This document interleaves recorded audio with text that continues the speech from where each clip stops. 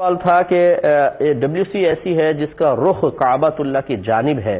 کیا کریں؟ توڑ دیا جائے یا کچھ گنجائش نکلتی ہے کہ ٹیڑھا میڑھا ہو کے بیٹھ کے کر لیا جائے؟ پہلے تو یہ بات سمجھ لیجیے، دیکھیں بخاری وغیرہ کی روایات ہے، نبی کریم صلی اللہ علیہ وسلم نے ارشاد فرمایا کہ جب تم استنجا کے لیے جاؤ تو نہ تو کعبۃ اللہ کی طرف رخ کرو نہ پیٹھ کرو۔ اب جب یہ ہمارے آقا کا حکم آ گیا تو اچھی طرح یاد رکھیں کہ اس طرح ٹوائلٹ کا رخ ہونا کہ جب آپ بیٹھتے ہیں تو آپ کا چہرہ کعبہ کی طرف ہو یا پیٹھ ہو، یہ حرام ہے، گناہ ہے، یعنی مکروہ تحریمی ہے جو حرام کے نزدیک ہوتا ہے اور ہم گناہ گار ہوں گے۔ اس لیے جب آپ اپنے باتھ روم بنائیں تو خیال کریں کہ کعبۃ اللہ کی طرف نہ چہرہ ہو نہ پیٹھ ہو۔ مثلا اگر یہ اس طرف ہے کعبۃ اللہ تو یوں ہونا چاہیے، ٹھیک ہے نا، تاکہ نہ چہرہ نہ پیٹھ۔ لیکن بالفرض اگر کسی نے، جیسے فلیٹ ہم خریدتے ہیں، آپ نے فلیٹ خرید لیا، اب اس میں جو استنجا خانے بنے ہوئے ہیں وہ بعض ایسے ہیں جن کا رخ قبلے کی طرف ہے اور آپ کو دھیان نہ رہا، آپ نے خرید لیا، اب آپ پریشان ہو گئے کہ کیا کریں،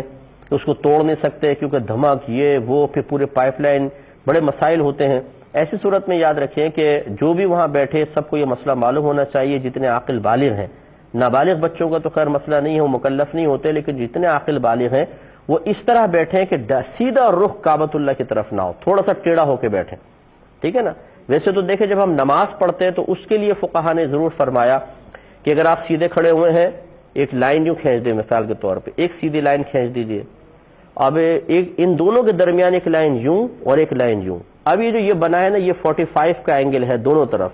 اتنا یہ پورا کا پورا جو ہے یہ کعبۃ اللہ کی سمت کہلاتا ہے نماز پڑھنے کے لیے، کیونکہ کعبۃ اللہ کی عمارت ہمارے سامنے نہیں ہوتی تو تھوڑا بہت گنجائش نکالنے کے لیے حکم دیا گیا۔ لیکن جب واش روم وغیرہ کا مسئلہ ہوگا تو اس میں بالکل 90 ڈگری کا اینگل دیکھا جائے گا کہ بالکل سیدھا اگر آپ بیٹھتے ہیں تو گناہ ہے، تھوڑا سا ٹیڑھا ہو کر بیٹھ جائیں تو اس کی گنجائش نکل سکتی ہے۔ یہ بخاری کی روایت ہے،